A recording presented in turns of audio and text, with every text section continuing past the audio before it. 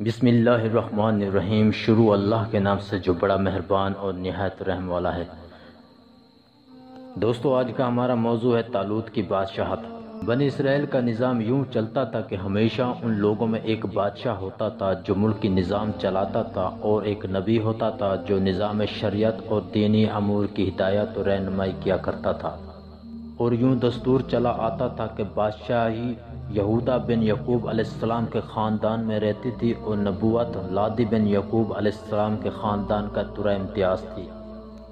حضرت شمویل علیہ السلام جب نبوت سے سرفراز کیے گئے تو ان کے زمانے میں کوئی بادشاہ نہیں تھا، تو بنی اسرائیل نے آپ سے درخواست کی کہ آپ کسی کو ہمارا بادشاہ بنا دیجئے، تو آپ نے حکم خداوندی کے مطابق طالوت کو بادشاہ بنا دیا، جو بنی اسرائیل میں سب سے زیادہ طاقتور اور سب سے بڑا عالم تھا، لیکن بہت ہی غریب اور مفلس تھا۔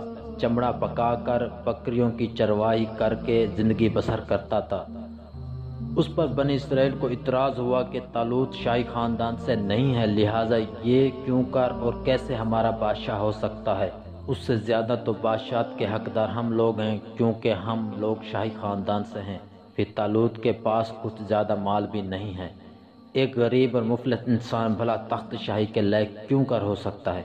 بنی اسرائیل کے ان اعتراضات کا جواب دیتے ہوئے حضرت شمویل علیہ السلام نے یہ تقریر فرمائی کہ اسے اللہ نے تم پر چن لیا، اور اسے علم اور جسم میں کشادگی زیادہ دی، اور اللہ اپنا ملک جسے چاہے دے، اور اللہ وسعت والا علم والا ہے۔ اور ان سے ان کے نبی نے فرمایا، اس کی بادشاہی کی نشانی یہ ہے کہ آئے تمہارے پاس تابوت جس میں تمہارے رب کی طرف سے دلوں کا چین ہے۔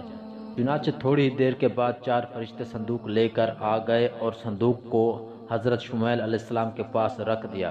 یہ دیکھ کر تمام بنی اسرائیل نے طالوت کی بادشاہی کو تسلیم کر لیا، اور آپ نے بادشاہ بن کر نہ صرف انتظام ملکی سنبھالا بلکہ بنی اسرائیل کی فوج بھرتی کر کے قوم عمالقہ کے کفار سے جہاد بھی فرمایا۔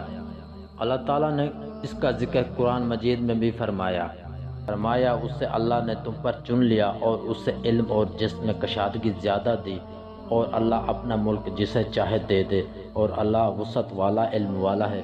دوستو، اس واقعے سے جہاں بہت سے مسائل پر روشنی پڑتی ہے، ایک بہت ہی واضح درس یہ ملتا ہے کہ اللہ تعالیٰ کے فضل اور اس کی نوازش کی کوئی حد نہیں ہے۔ وہ چاہے تو چھوٹے سے چھوٹے آدمی کو منٹوں بلکہ سیکنڈوں میں بڑے سے بڑا آدمی بنا دے۔